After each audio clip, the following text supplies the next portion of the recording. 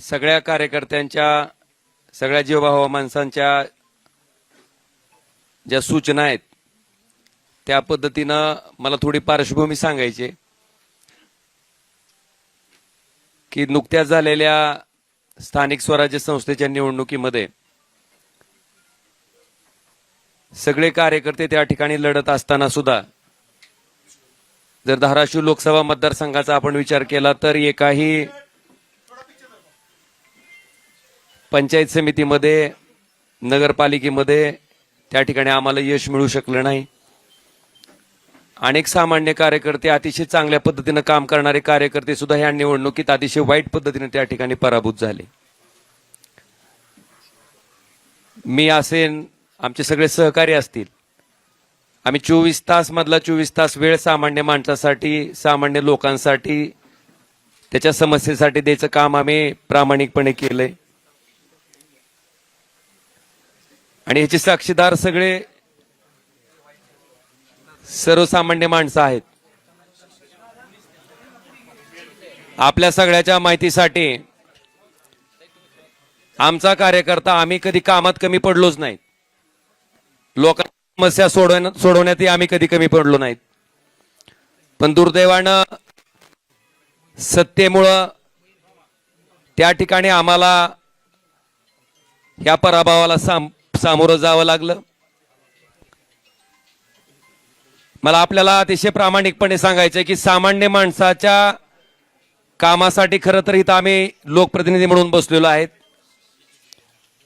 सामान्य माणसाच्या अक्षरशः ट्रान्सफॉर्मरला सुद्धा त्या ठिकाणी अडचणी येत होत्या।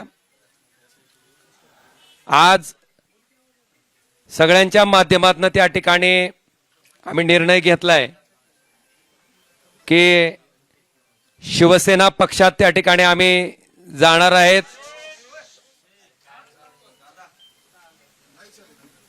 श्री एकनाथ शिंदे साहेबांच्या नेतृत्वाखाली आम्ही त्या ठिकाणी काम करणार आहेत।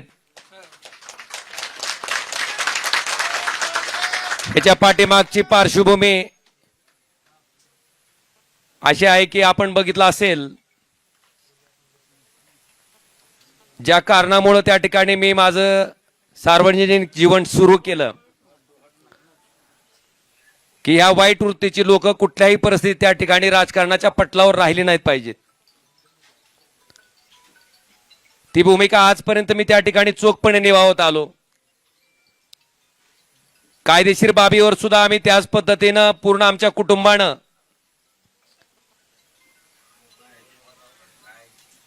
महाराष्ट्र पोलीस जे तपास करत होते, कळंबोली पोलीस स्टेशन जे तपास करत होते, ते दबावाखाली करतंय आणि इथून आम्हाला न्याय मिळू शकत नाही, म्हणून हा तपास सीबीआय कडे वर्ग करावा अशी मागणी, अशी याचिका हायकोर्टात केल्याच्या नंतर या हत्याकांडाचा तपास त्या ठिकाणी सीबीआय कडे वर्ग झाला।